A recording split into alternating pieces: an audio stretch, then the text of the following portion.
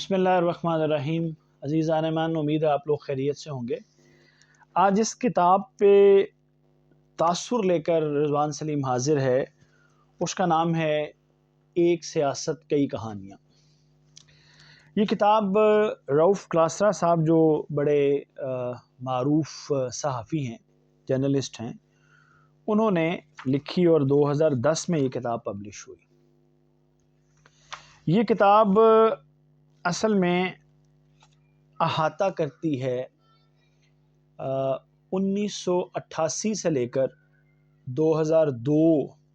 تک جو پاکستان میں ایونٹس ہوئے، جو پولیٹیکل ایونٹس ہوئے، ان کا ایک طرح سے یہ احاطہ کرتی ہے۔ اس کتاب کے اندر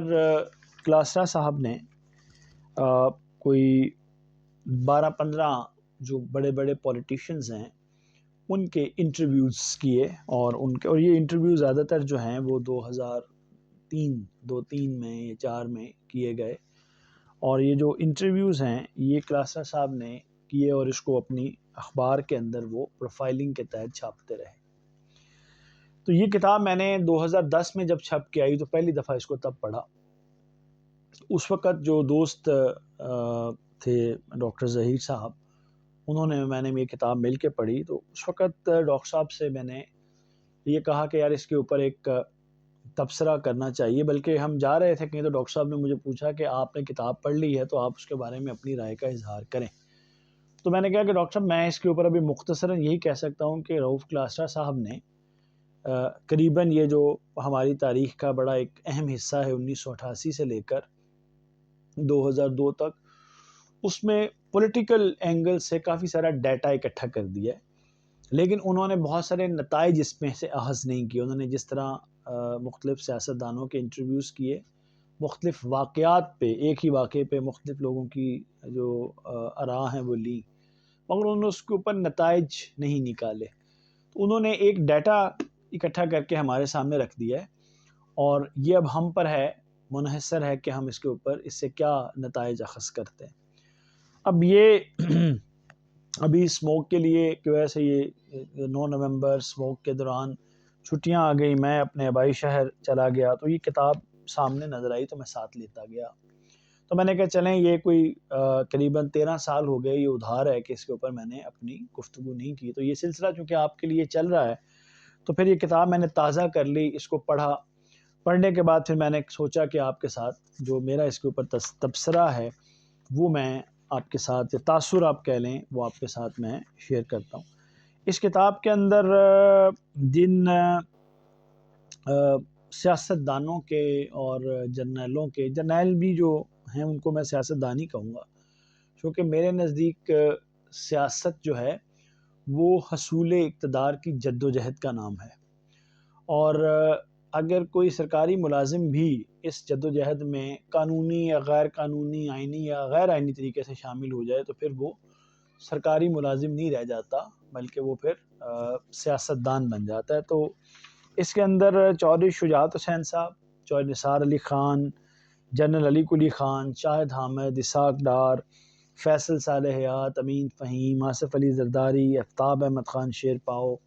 سلطان محمود قاضی، جنرل محمد امجد، ظفر اللہ خان جمالی صاحب، نواز شریف صاحب، اور یوسف رضا گیلانی صاحب اور ذوالفقار علی بھٹو صاحب کے جو انٹرویوز ہیں وہ اس میں دیے گئے ہیں۔ بھٹو صاحب کا جو انٹرویو ہے وہ اصل میں 1982 میں ایک یورپین صحافی نے کیا، اور وہ اس انٹرویو کا اس زمانے میں بڑا چرچا رہا۔ اس کا ترجمہ کلاسرا صاحب نے اس میں شامل کیا ہے۔ باقی لوگوں کے انٹرویوز وہ ہیں جو کہ کلاسرا صاحب نے خود کیے، اور ان میں سے بہت سارے واقعات کے وہ خود چشمدید گواہ بھی ہیں۔ اچھا، اب یہ 1988 سے لے کر 2002 یا 3 تک کا جو پاکستان میں زمانہ ہے، اس کے بارے میں تھوڑا سا میں مختصراً آپ کو بتا دوں، اور ان انٹرویوز میں بھی اس کے بارے میں گفتگو کی گئی ہے۔ یہ بڑا ایک اس حوالے سے پاکستان کی تاریخ کا منفرد زمانہ ہے کہ ہماری جو بدقسمت تاریخ ہے اس کو اگر میں تقسیم کروں تو 1947 سے لے کر 1958 تک ایک 11 سال کا دور ہے، جس کو آپ کسی حد تک بانیان پاکستان کا دور کہہ سکتے ہیں۔ اچھا ہے یا برا ہے، بانیان پاکستان کا دور ہے، اور اس کا احاطہ کرتے ہوئے کتاب جو ہے وہ اگر آپ کو یاد ہو تو جو مسعود مفتی صاحب کی کتاب دو مینار ہے، وہ اس میں اسی لسٹ میں اگر آپ دیکھیں گے تو آپ کو مل جائے گی، اس کا احاطہ ہے۔ پھر 1958 سے 47 سے 58 تک مختلف غیر منتخب اور پھر غیر منتخب سیاسی حکومتوں کا زمانہ ہے۔ اس کے بعد پھر 1958 کا مارشل لا ہے جو 1968 تک چلتا ہے اور 59 تک چلتا ہے۔ پھر یحییٰ خان کا دوسرا مارشل لا ہے جو پاکستان ٹوٹنے تک 1971 تک چلتا ہے۔ پھر 71 کے بعد جو باقی ماندہ پاکستان ہے، مغربی پاکستان، جب مشرقی پاکستان علیحدہ ہو گیا دسمبر 1971 میں، تو یہاں پر پھر ذوالفقار علی بھٹو صاحب کی جو پیپلز پارٹی کے جو چیئرمین تھے ان کی حکومت ہے 72 سے لے کر 77 تک۔ 77 میں پھر تیسرا مارشل لا ہے ضیاء الحق کا، اور وہ پھر 77 سے لے کر وہ تاریک رات 1988 تک چلتی ہے۔ پھر 1988 کے بعد پھر دوبارہ سول گورنمنٹس کا دور ہے، جس میں اگر آپ غور کریں تو آپ کو معلوم ہوگا کہ سویلین جو ہمارے جو رولرز تھے ان کو کتنا مختصر وقت ملتا رہا۔ جس طرح محترمہ بے نظیر بھٹو کی جو حکومت تھی ذوالفقار علی بھٹو صاحب کی بیٹی کی، وہ 88 سے 90 تک صرف رہی، غالباً 18 مہینے اس کو کام کرنے دیا گیا، اور وہ بھی صحیح کام نہیں کرنے دیا گیا، اور جو غلام اسحاق خان تھے انہوں نے اسمبلیاں توڑ دیں۔ پھر 90 سے لے کر 93 تک میاں نواز شریف صاحب کی مسلم لیگ کی حکومت ہے، اس کو بھی غلام اسحاق خان صاحب نے کام نہیں کرنے دیا، اور پھر اس کی اسمبلیاں ٹوٹ گئیں۔ پھر 93 سے لے کر 96 تک محترمہ بے نظیر بھٹو کی دوسرا دور حکومت ہے، اس کو بھی پھر پورا کام نہیں کرنے دیا گیا، اور وہ اس کی اسمبلیاں فاروق لغاری صاحب نے توڑ دیں۔ پھر 96 سے لے کر 97 سے لے کر 1999 تک میاں نواز شریف صاحب کی دوسری گورنمنٹ ہے، جس کو پرویز مشرف نے ٹوپل کیا، اور پھر ایک اندھیری رات کا آغاز ہے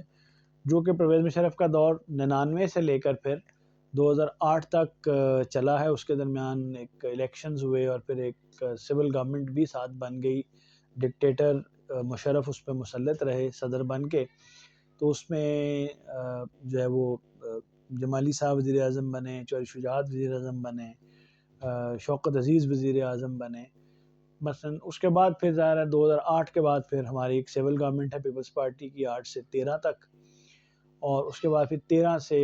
17 اور 18 تک پھر میاں نواز شریف صاحب کی اور مسلم لیگ نون کی گورنمنٹ ہے۔ پھر 18 سے لے کر 2022 تک عمران خان کی گورنمنٹ ہے، اور پھر 22 سے لے کر یہ 23 تک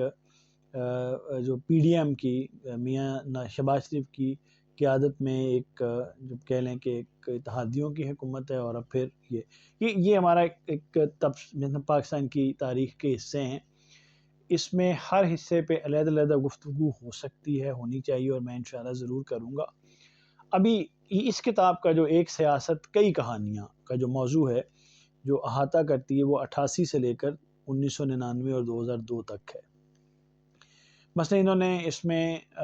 مختلف سیاستدانوں کے جو اس سارے عرصے میں اقتدار کے اندر آتے جاتے رہے، فوجی جو جرنیل تھے ان کے، اور انٹرویوز کیے ہیں، ٹھیک ہے۔ اس میں اور اس میں جو کمی مجھے محسوس ہوتی ہے وہ یہ ہے کہ اس کے اندر اگر جوڈیشری کے جو لوگ ہیں ان کے انٹرویوز بھی کر لیے جاتے، یا اس کے علاوہ پھر کچھ جو صحافی ہیں، کیونکہ آپ کی جو اگر ایک طرح سے آپ دیکھیں تو جو ہماری ایون گورننس ہے جو ملک کی ہے، اس کے بڑے 4 ستون ہوتے ہیں۔ اس میں ایک کہا جاتا ہے کہ آپ کی ایک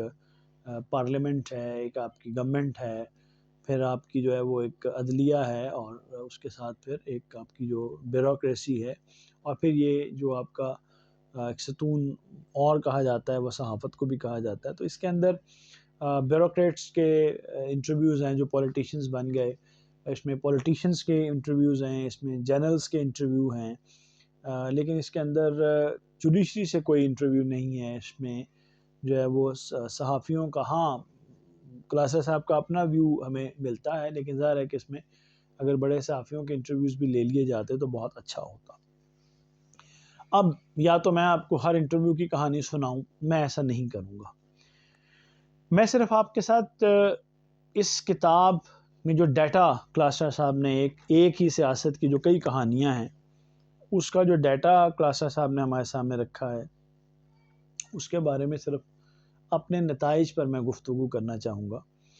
یعنی اس میں ہم اس کتاب سے، اس ڈیٹا سے ہمیں کیا معلوم ہوتا ہے؟ اس سے ہمیں یہ معلوم ہوتا ہے کہ ہمارے ہاں جو سب سے زیادہ مارجنلائزڈ جو طبقہ رہا ہے وہ ہمارے پولیٹیشینز ہیں. اور ہم یہ دیکھتے ہیں کہ جو ہماری جوڈیشری ہے اور جو ہماری ملٹری ہے، جو ہماری ملٹری اسٹیبلشمنٹ کہہ لیں، جو ہمارے لوگ ہیں، وہ انہوں نے اپنے رول کو کنفائن نہیں کیا اپنی پروفیشنل باؤنڈریز میں، بلکہ وہ سب لوگ سیاست میں بہت زیادہ دلچسپی لیتے رہے. اور چونکہ پیچھے ایک بیک گراؤنڈ تھا کہ بار بار کی جو ملٹری ڈکٹیٹرشپ تھی، اس کی وجہ سے ملٹری میں یہ ایک سمجھیں کہ خیال پیدا ہو گیا. وہ خود ساختہ خیال ہے اور ہے ذرا بڑا مضبوط ہے. اس سے وہ سمجھتے ہیں کہ وہ اس ملک کو ان کو چلانا چاہیے اور ان کو جو ہے وہ چلانے کا پورا حق ہے. اس لیے وہ جب پولیٹیشینز آ بھی جاتے رہے ہیں تو وہ کوشش کرتے رہے کہ ان کو ڈکٹیٹ کریں یا ان کو انڈیپینڈنٹلی کام نہ کرنے دیں، یا انہوں نے ان کو اپنا باس تسلیم نہیں کیا، اپنے سے سپیریئر تسلیم نہیں کیا عوام کے جو ووٹ تھے. اچھا، اب وہ کبھی تو خود آپریٹ کرتے رہے، کبھی وہ کسی سویلین جس طرح غلام اسحاق خان ہے یا لغاری فاروق لغاری تھے، ان کے ذریعے وہ ڈسٹرب کرتے رہے گورنمنٹس کو. کبھی وہ جوڈیشری کو استعمال کرتے رہے. اسی طرح جوڈیشری میں جو بیٹھے ہوئے لوگ تھے وہ تالا آزمائی کرتے رہے، انہوں نے پولیٹیشینز کو کام نہیں کرنے دیا. تو جو 88 سے لے کر 1999 تک کی ہمارے سامنے اور پھر 2002 تک کی جو ہمارے سامنے کہانی ہے، وہ یہ ہے کہ جو ہمارے انسٹیٹیوشنز تھے، خاص طور پہ جو پولیٹیکل انسٹیٹیوشنز تھے، ان کو کام نہیں کرنے دیا گیا، ان کو ڈیولپ نہیں ہونے دیا. اور جو سول گورنمنٹس تھیں وہ ذرا کام کرنا چاہتی تھیں، لیکن ان کو کام نہیں کرنے دیا گیا. اور اس میں یہ ان انٹرویو سے، ڈیٹا سے یہ بھی تاثر ملتا ہے کہ جو ہمارے پولیٹیشینز تھے انہوں نے بھی کئی جگہوں پر میچورٹی کا مظاہرہ نہیں کیا. لیکن اس ساری گفتگو کو پڑھنے کے بعد اور دیکھنے کے بعد میں اس نتیجے پہ پہنچا ہوں، ٹھیک ہے لوگ ابن الوقت بھی ہوتے ہیں اور سیاستدان ابن الوقت ہی ہوتے ہیں، لیکن اس کے باوجود جو ہمارے پولیٹیشینز تھے، ان ساری لمیٹیشنز کے باوجود انہوں نے اس ملک کو کوئی نقصان نہیں پہنچایا. جو نقصان اس ملک کو پہنچایا وہ غیر جمہوری لوگوں نے پہنچایا. جو پولیٹیشینز تھے انہوں نے اپنی لمیٹڈ ٹائم فریم کے اندر رہتے ہوئے بھی کوشش کی کہ وہ ملک کی بقا اور فلاح کے لیے کام کرتے رہیں، ٹھیک ہے، لیکن ان کو کام نہیں کرنے دیا گیا. اور پھر جس گریس کے ساتھ اپنی حکومتوں کے ٹوٹنے کو برداشت کرتے رہے ہمارے پولیٹیشینز، میں اس کو بھی ذرا ایک مارجن دوں گا. اس میں محترمہ بینظیر بھٹو ہیں، نواز شریف صاحب بھی ہیں. اور ایک اور بات یہ کہ ہمارے پولیٹیشینز نے جو چیز بہت دیر میں سیکھی، ابھی بھی نہیں سیکھی اس طرح سے، وہ آج بھی ہمیں نظر آتا ہے مسئلہ،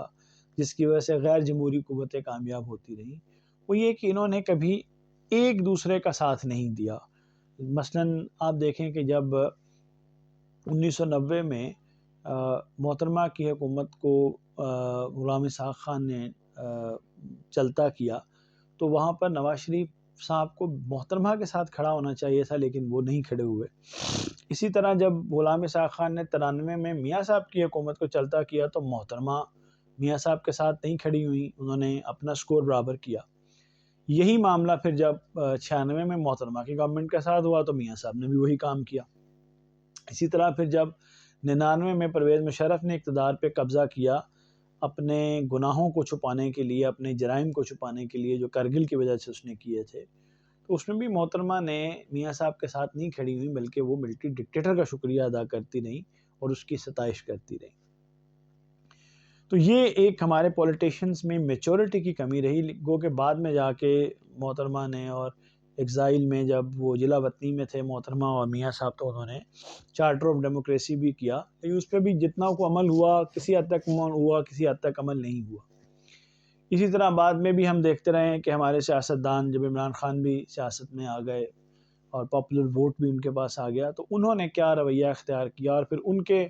خلاف جو ہے وہ کیا رویہ اختیار کیا گیا. اس ساری بات سے ہمیں یہ سمجھ آتی ہے کہ ہمارے سیاستدانوں نے کچھ سیکھا نہیں ہے ہماری تاریخ سے، اور جو تاریخ کا یہ سبق ہے کہ تاریخ سے کوئی نہیں سیکھتا، وہ بڑا اہم ہے. پھر یہ کہ جو اس سے ایک اور بات سمجھ آتی ہے، وہ یہ سمجھ آتی ہے کہ جو پاکستان کے عوام ہیں وہ اس سارے جو مسائل، اس سارے ڈرامے کے اندر ان کا نقصان ہوتا رہا، ملک کا نقصان ہوتا رہا. مثلا اگر میں سمجھتا ہوں کہ یہ ہمارے 88 سے لے کر آن ورڈ ہمارا پولیٹیکل پروسیس چلتا رہتا، تو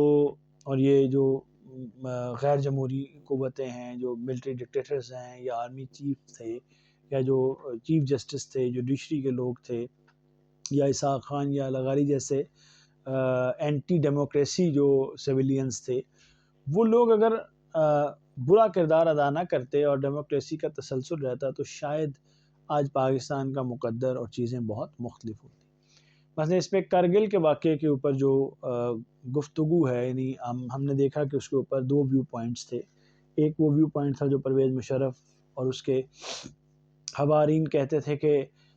ہم نے سول گورنمنٹ کو اعتماد میں لے کر کرگل کا کام کیا تھا، جو پاکستان کو بیک فائر کیا، ہمیں بہت سارا جانی، مالی، فوجی نقصان اٹھانا پڑا. دوسرا ویو میاں نواز شریف صاحب کا تھا کہ جو ہے وہ پرویز مشرف نے سول گورنمنٹ کو اعتماد میں لیے بغیر یہ مس ایڈونچر کیا. جب بہت نقصان ہو گیا تو پھر میاں نواز شریف صاحب نے امریکہ کی مداخلت سے فوج کی عزت کو، ملک کی عزت کو بچایا، بھارت کو بڑے حملے سے روکا. تو اس پہ ملٹیپل ویوز آئے ہیں. اس ویوز کو دیکھنے کے بعد اندازہ ہوتا ہے کہ جو سویلین ویو تھا میاں نواز شریف کا وہ ٹھیک تھا، اور پرویز مشرف نے سری جھوٹ بولا، دھوکہ دہی کی، فراڈ کیا اس ملک کے ساتھ، اور وہ بڑا مجرم تھا، بڑا گنہگار تھا. سول گورنمنٹ کو اندھیرے میں رکھ کے کرگل کا مس ایڈونچر کیا، اور اس کے پیچھے نظر آتا ہے کہ اس کی اس حرکت کی وجہ یہ تھی کہ جو پاکستان اور انڈیا کے درمیان جو ایک بہت اچھے تھے میاں صاحب اور واجپئی صاحب، وہ تعلقات کو بہتر کر رہے تھے، مسائل کو حل کر رہے تھے، وہ اس کا انٹرسٹ نہیں تھا اس کا مشرف اینڈ کمپنی کا کہ یہ مسائل حل ہوں. چونکہ یہ مسائل حل ہو جاتے تو پھر شاید بہت سارے لوگوں کی جو دہاڑی لگی ہوئی تھی وہ نہ لگی رہتی. تو وہ ان انٹرویوز کو پڑھ کے وہ بات کلیئر ہو جاتی ہے. میاں نواز شریف صاحب اور سویلین رولرز بے گناہ ہوتے ہیں، اور جو ملٹری ڈکٹیٹر مشرف تھا وہ گنہگار ثابت ہوتا ہے. اس کے علاوہ جو ہمارے یہاں جو کچھ ہوتا رہا اس میں بھی ظاہر ہے کہ چیزیں سامنے آتی ہیں کہ جو پولیٹیکل انسٹیٹیوشنز اسٹیبلش نہیں ہونے دیے گئے، اس میں پولیٹیشنز کی بے وقوفی ضرور ہے، مگر ان کا قصور اتنا نہیں ہے جتنا غیر جمہوری قوتوں کا ہے. میں صرف یہی کہوں گا کہ یہ کتاب تمام لوگوں کو پڑھنی چاہیے. اچھی ہے، 1-1.5 دن میں آپ پڑھ سکتے ہیں ان انٹرویوز کو. اس میں پاکستان کی سیاست کے بہت سارے اسباق ہیں، بہت سارے گوشے ہیں جو ہمارے سامنے آتے ہیں. بلکہ پولیٹیشنز کو خود پڑھ کے اس سے سیکھنا چاہیے اور اپنی غلطیوں پہ قابو پانا چاہیے، اور جو دوسرے لوگ ہیں انہیں بھی اب بس کر دینی چاہیے، کیونکہ پاکستان کے ساتھ جو کچھ ہو گیا ہے وہ یہ ڈیزرو نہیں کرتا تھا، نہ ملک نہ قوم. اب میرا خیال ہے کہ ہمیں جمہوری جو ڈیموکریٹک جو ایک فریم ورک ہے اسی میں رہتے ہوئے پولیٹیشنز کو ان کا کام کرنے دینا چاہیے. جو ملٹری کے لوگ ہیں وہ اپنا کام کریں، جوڈیشری کے لوگ اپنا کام کریں، بیوروکریسی کے لوگ اپنا کام کریں، اور جو سپریمیسی آف پارلیمنٹ ہے، جو ڈیموکریٹک انسٹیٹیوشنز ہیں، اس کو قبول کریں. امید ہے کہ آپ کو یہ پسند آیا ہوگا. Thank you very much.